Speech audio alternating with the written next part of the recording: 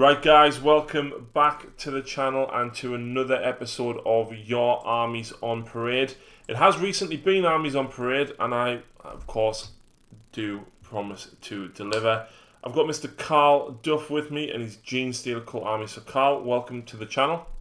Hey, thank you, Harry. Thanks for having me on. I really appreciate it. Glad to be here. Not a problem. Now, I was scrolling through the Genestealer Cult group and on Facebook, and the first thing that stood out to me was the green vats on your Armies on Parade board. And congratulations, by the way, you actually won gold. Thank you, yeah. Which is phenomenal. And when you look at the board, I was just taken aback by it straight away. You've done some phenomenal work on this. Thank you very much. I'm just glad people liked it. That was such a lot. That was so much work over the last couple months. So I'm just relieved that people enjoyed it. Yeah, definitely. So tell us a little bit about yourself. Where you're from? Where do you game? How long have you been gaming? All right. Well, I'm thinking I probably started as far back as 11. I think it was about 11 years old. My friend in middle school turned me on to 40K at the time, and yeah, I found a box of Necrons, and it was love at first sight, and here I am now. I'm like 25. So, yeah, it's been 14 years. Excellent, excellent. Yeah, look, going back, I can probably draw lines back to, I think, 20 years ago. Before Necrons were a thing, is when I started originally playing. And of course, a lot of people seem to fall out of love with the hobby as they kind of grow into a teenager and then come back to it later in life, which is certainly where I did. So I think. Sorry, go ahead. Oh yeah, for me, I think it kind of kept going. I really only kind of took a break from it probably around like 17 or 18. Like for me, when I got in on 11, that was just I kept painting and collecting the entire time. I was hooked on it. Excellent. So whereabouts are you from? Where do you game? How often do you game? And what type of games do you prefer playing? Well, I definitely prefer playing sort of smaller skirmish-based stuff right now. You know, Kill Team, Shadow War, Armageddon, Necromunda. So I just kind of like the smaller scale action and kind of room for developing characters, because when you spend as much time painting these models, especially when like you're looking at Genestealer cults, when in a normal game these guys can die in droves, you don't really want to see those models you spent so much time working on just vaporize in single turn, and Kill Team kind of lets you extend that lifespan just a little bit. But I currently play a couple different game clubs, actually. I'm kind of nestled in the Twin Cities area in Minnesota currently, and we've got a couple places. We got Level Up Games, we've got Source, they're all close by. So, even Fantasy Flight Game Center, actually. So, yeah, I have a couple choices at my disposal to go out and play whatever I want during the week. It's really cool. Excellent. So plenty of choices. Absolutely. So what drew you to Genestealer Cult and what inspired you to do this Armies on Parade board? I'm looking through the photos now, and some of the detail that you've gone into is fantastic. Not only are your models really heavily converted, obviously, the vats look amazing. I mean, you've got small ones running all the way along the back. There's posters detailing what they are. What inspired you to do this board? Well, basically, that I can answer both of those with the same answer: Space Hulk. I got into the game Space Hulk back in 2014 when I started college because we had a mandatory MacBook for our classes, and I wanted a game for it. And I found the Space Hulk adaptation, and I fell in love with it almost immediately. And so I played that for a couple of years, and then fast forward 2 years, the Genestealer Cult resurfaces with the Death Watch box set, and my first thought was, oh, I really want to get some of those aberrants and like make some house rules for using them in my Space Hulk board game. And that just began to quickly grow from there. I got a box of the Neophytes for my birthday, and then that started growing. Shadow War Armageddon came out, so it just started off real small. It was just, I want to get a couple extra things to play with Space Hulk, and then as time went on, that grew into a Kill Team, and then that grew into an Armies on Parade board, which in itself is supposed to be kind of a Space Hulk. Yeah. Absolutely fantastic. For example, even the big pink poster in the middle. I mean, is that printed or did you paint that? It's not painted. It is printed. I have it. I had a couple of things working for me there because I have Photoshop, so I'm able to kind of make most of these. And I've just printed them out in basic paper with a basic printer, and just cut them up that way. Yeah, it's just mostly Games Workshop related art, but a couple other things too. Some like stock kind of public domain imagery, like the skull measurement and stuff. But use some brushes to make it look like paint. Use some different text fonts. A lot of work went into those, and it just kind of happened on a whim. And it's really paid off. It looks phenomenal. What did you actually do to make the green goop in the vats? I mean, the biggest one in the center. Correct me if I'm wrong. One at the front's got an old metal zoanthrope in, and I think the big one is that a turvagon. You would be correct. Well, pretty close. It's not actually a Turvagon, but it's modeled from the Turvagon kit. Yeah. But I mean, the green goo question I have been getting whenever I post it anywhere. That's like the first question I get, and I get a lot of it. But letting everyone know out there, it's really easy to do. It's just clear Elmer's glue and food dye mixed together. You can make it red, you can make it blue. If you can find a food dye and you can get some clear Elmer's glue, you can make whatever colored goo you wanted. And for people in the UK, Elmer's glue is PVA glue, and interestingly enough, right. I actually picked some up. And for people in the UK, you can get it in the Works, the shop called the Works. It's £3 for a litre bottle, so it's not even badly priced. Good stuff. Yeah, I mean, like in my case, the sheer amount of it I had to use for that really large one, it's like, yeah, it actually started off really cheap. So like, if you ever want to do like just like the smaller bottles, it's actually really inexpensive to pull off. But once you start having to fill a like gallon-sized acrylic paint bucket full of the stuff, suddenly you're having to buy like 2 gallons, and that quickly begins to add up. Mm-hmm. But yeah, so it's just a whole bunch of Elmer's PVA glue, and then it's the Turbogon kit. I basically just sort of reassembled it. There wasn't really a whole lot of heavy converting going on. I just attached the tail kind of leg segment to where the part where normally the head goes, and then I made a head out of the weapon parts and attached that to where normally the tail would go. Yeah, yeah. Do you know what it reminds me of? I don't know if you've ever played the video game Super Metroid. Oh, you see, my girlfriend said the exact same thing. She was like, "Oh, it reminds me of," and I think I might even remember that. That was like the opening level, right, where there's like the creature in the vat. Mm-hmm. Yeah, yeah, I think that's what she was talking about. Yeah, yeah. Honestly, it looks absolutely phenomenal. But not just the scene itself, though. Looking through all of your models, each one of these looks heavily converted. I mean, the guy with the heavy stubbers, correct me if I'm wrong, but are they arborants that you've used? Yes, they are. And one of the heavy stubbers, is that an orc gun? I can't remember the name of it, but it looks like an orc gun. Yes, you're absolutely correct. And the acolytes that you've got with stormcast heads. Yeah, well, actually, it's even more specific than that. It's not even a Stormcast. They are a minced up mix. No. The sanguinary guard heads. Yes. No.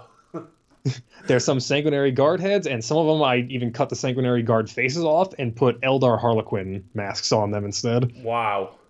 And I noticed one of them's actually got a rack mask on from the Dark Eldar kit.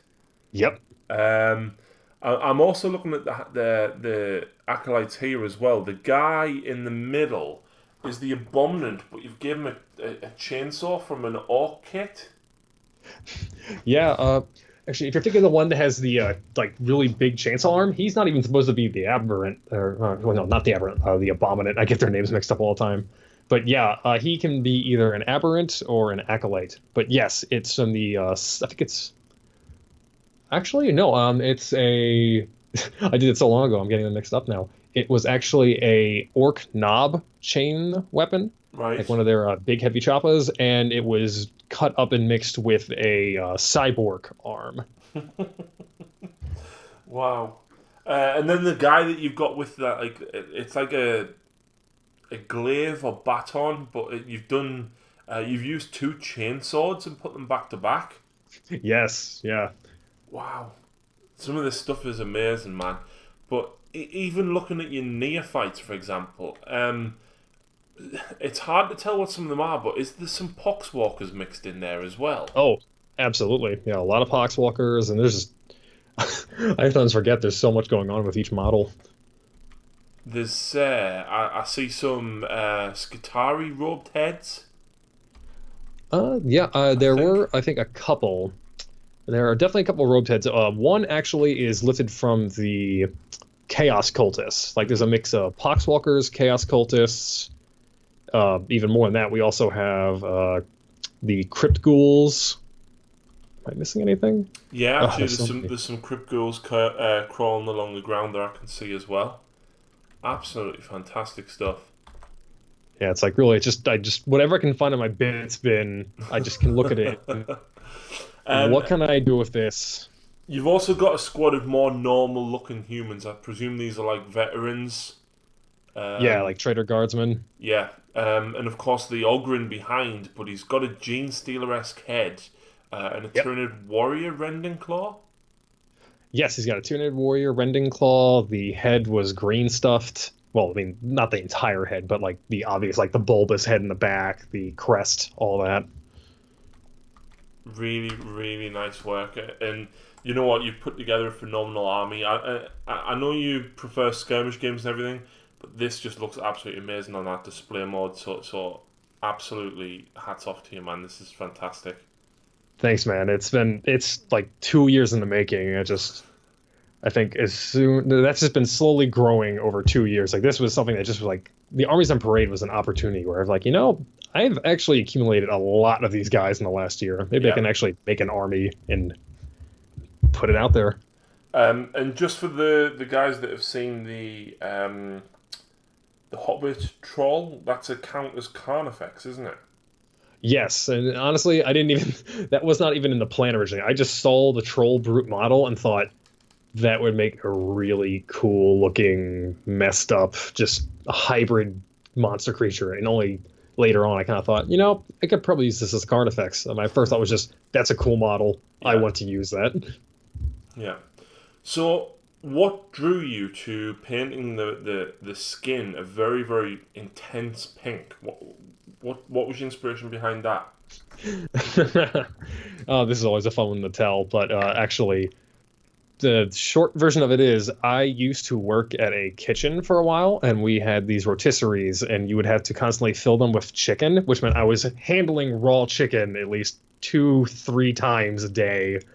And when you spend that much time looking at disgusting raw uncooked chicken, just you put this idea together, and that's where this creepy kind of like pinkish skin texture came from. Just like these little subtle yellows, these reds, these flushed areas, just nasty raw chicken.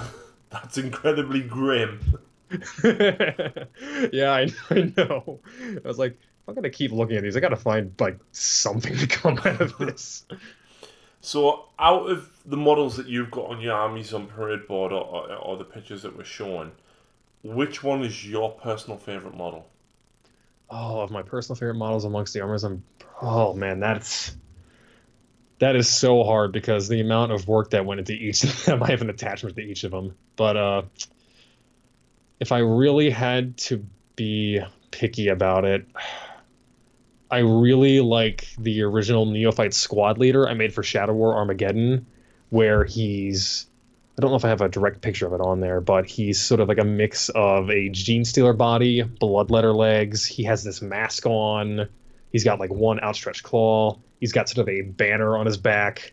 I think it's probably a toss up between him or this one Neophyte where he has the Chaos Cultist gas mask head and has a demonette leg. Just they're all they're all my babies. I can't really pick just one. It feels cruel to exclude other ones. Yeah. But that said, I also really love the aberrants. I think no, I actually just answered my own question.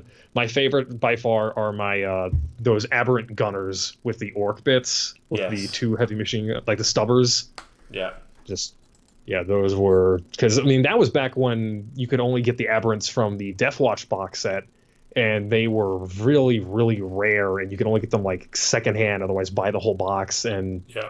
I got them as a gift, and I was like, I got to do something really, really nice with these guys. So I think that was really where my super heavy conversions began, and yeah, those two are my favorites. Awesome, awesome.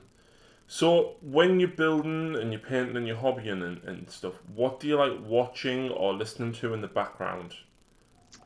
Oh man, that can be that the amount of time that I've been working these things, that can just vary so much. But I think when I really want to get into the right mood, I like listening to like video game soundtracks, like really kind of like horror based ones, like the soundtrack from Bloodborne, where it's just this even mix of sort of like that kind of religious style music, but also very horrific because it kind of matches sort of the theme with the Genestealer cults.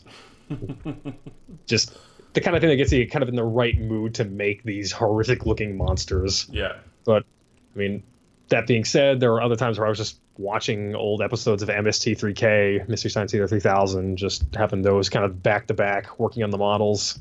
It can be a little bit anything and everything, but it always comes back to horror in some degree. Very cool. So, most people tend to lean towards one area of the hobby, okay? Do you consider yourself a painter, a collector, or a gamer primarily? I would probably say painter because over the years, I definitely played a lot more when I was younger. I kind of played more like through 4 through 6 and then took a hiatus. But I kind of found time and time again that I would spend a lot of time collecting an army or even trying to paint it. Like again, like with my Necrons, and that was like right when 4th edition hit and they got nerfed hard, and just coming in and just getting steamrolled, especially as a kid who had no idea what I was doing. So it just became this idea of, well, you know what? If I'm going to lose, I want to at least be the best looking loser I can be when it happens. Yeah. And I think over time, I'm definitely first and foremost a converter and a painter now, but I do want to get back into the game full fledged. Yeah, I think you've definitely got an army that a lot of people would enjoy playing against, even just for looks. Yeah. And as it stands with the index, obviously we are the last army, other than Sisters of Battle, of course, to get a Codex. Right. But of course, rumours are that it's hopefully going to be before Christmas. So fingers crossed for both of us, because I want a Codex for my army as well. Yeah, I'm feeling it too. I didn't really think it beforehand, but now that I finally have this finished Armies on Parade, I'm sitting there thinking I really would want to kind of try an actual game of 40k of this with all this out in the field at once, not just a handful of 10 guys. Yeah. So, I know you're not as big a 40k, you prefer using Kill Team and stuff, but what are some of your favourite stratagems or combos of models that you like to pull off in Kill Team or 40k? Well, and let's see. You can kind of break my experiences of Kill Team down to both Shadow War Armageddon and the new Kill Team. But right. I would say, kind of since Kill Team is the most up to snuff one right now, that's the one that you get a lot more flexibility because you can pick those different kinds of models, because in SWA you only have the neophytes. And I love being able to use both Aberrants and Genestealers in the new Kill Team. And just being able to have like 1 or 2 Aberrants get kind of delivered into combat against my friends, the Primaris Marines, and just be able to use Frenzied Hammering and just watch him panic as this slow giant monster lumbers its way into combat because he's been trying to fight off the Genestealers for like a turn or two before that, and it's just every time he knows it's coming too, is that the neophytes just kind of hold ground and just keep him behind cover, but the Genestealers get in, and next thing you know, it's just, can you kill the Genestealers before the Aberrants show up? Yeah. Yeah. Very, very cool. Do you have any sort of like victory stories or feats from any particular characters or leaders or anything? Is there something that one of them's done and you just thought, that's just so cool? Well, honestly, in Kill Team, not as much, because generally the Genestealers, they're glass cannons, if you want to put it like that. They're pretty brittle. They don't live very long. But I have a story back from, was it 4th or 5th edition? I forget. But I had a Tau army at the time, and I don't remember the full story because I think I was like 16 or 17 at the time. But I just remember I had a Tau battlesuit get charged by Abaddon, Abaddon is a spoiler, and somehow just the world's worst dice. I should have died immediately, but somehow my Tau crisis suit did not die from Abaddon's charge. They stayed in combat for 2 rounds, and then eventually the crisis suit killed Abaddon. Wow. It was the goofiest. That's what I like about 40K. Weird, goofy, nonsense stories like that, and that's one that just has stuck with me even through the years, where that's still my best story, no matter how many games of Kill Team I played. The thing that was never supposed to happen, that happened. Yeah. I do like when things like that happen. For example, two of my Patreons, Ian and Stephen, were playing the other day. And Ian charged his Nurgle Gallant Knight that he's got straight towards a Hammerhead. Stephen was playing Tau Sept, so he was overwatching on 5s. And everything else around him just opened up. And the rail rifle did 9 wounds to this knight on Overwatch and blew it up. Oh, that's so cool. Yeah. See, that's the thing. Like, I don't really play 40K or in it competitively. I like to play for the stories and just weird, absurd things like that. And just, that's what makes 40K to me. It's the absurd moments.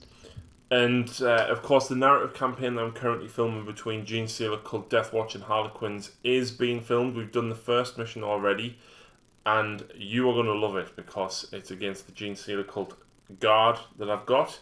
Awesome. And my God, some of the dice rolls were unbelievable. You couldn't write some of the stuff that happened in that game. So it's still going to be a few months away, of course, because we don't know when the Codex is going to be dropping. But that is something that we're putting heavy narrative focus on for you guys. A little bit something different.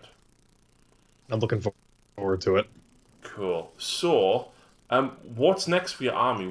If you do expand this, you said yourself there that it's making you inspired to want to play a game of 40K with it. What would you like to add to the army?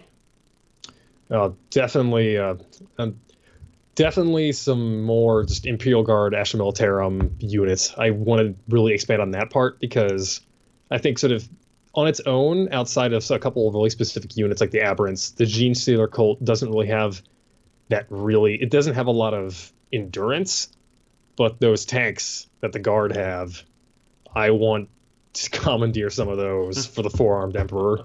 And I'm already thinking of the idea of having if I do another board next year, I really want to have what's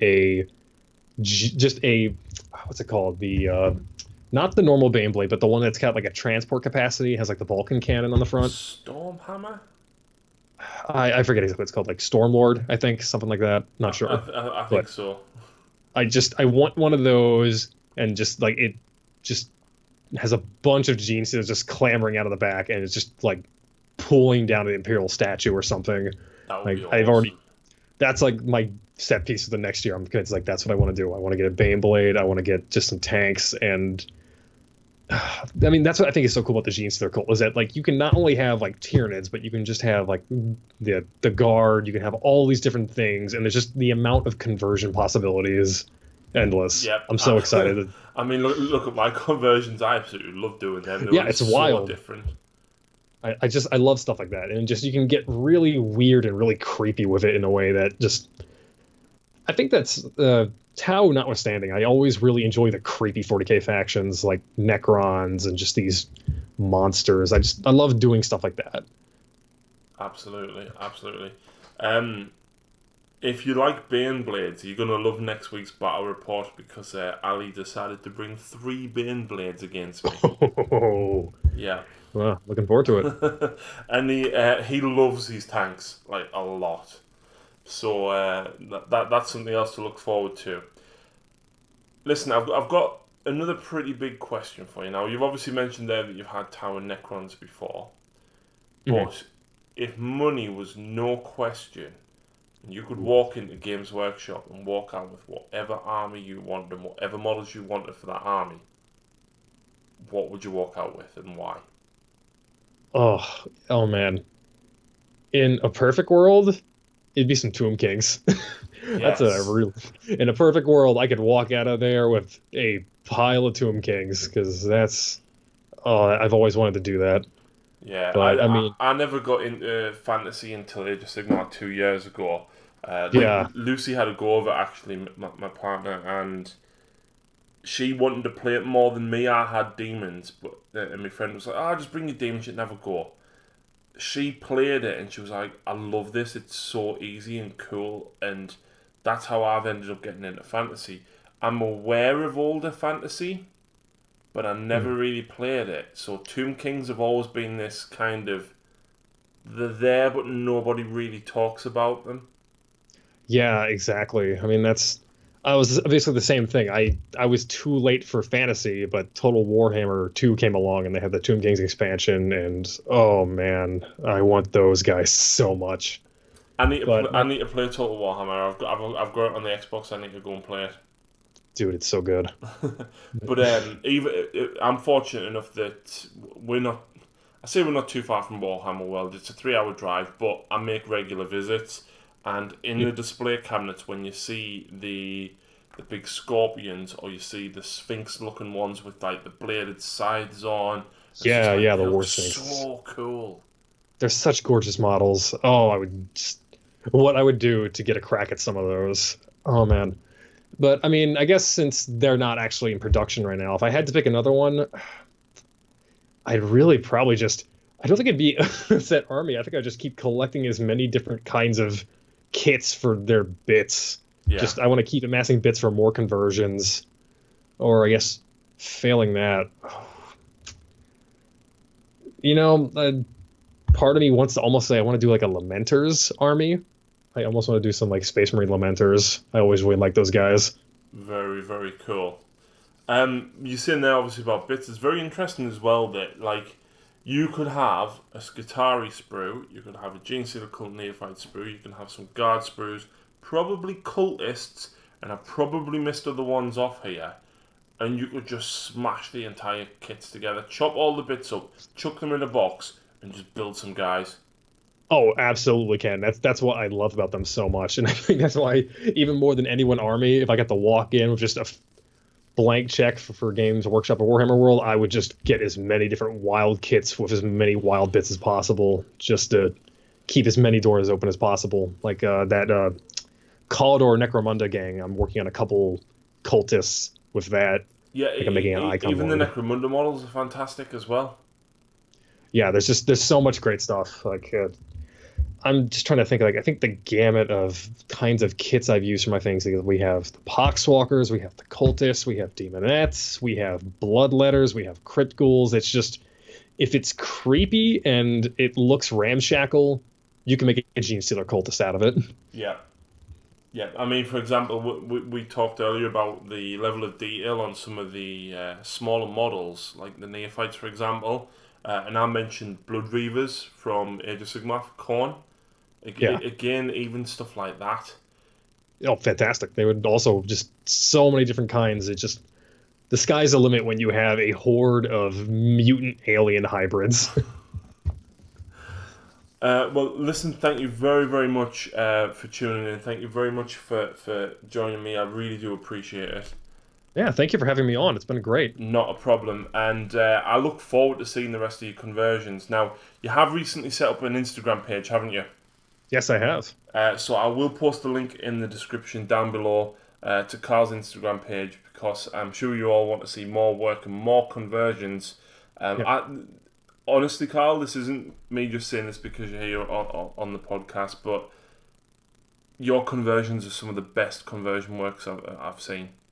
Oh my goodness, man! That's Honestly, them aberrants out of this world, dude. And the sheer, I don't know what the word is, versatility and everything that you put into the neophytes is just, it's out of this world.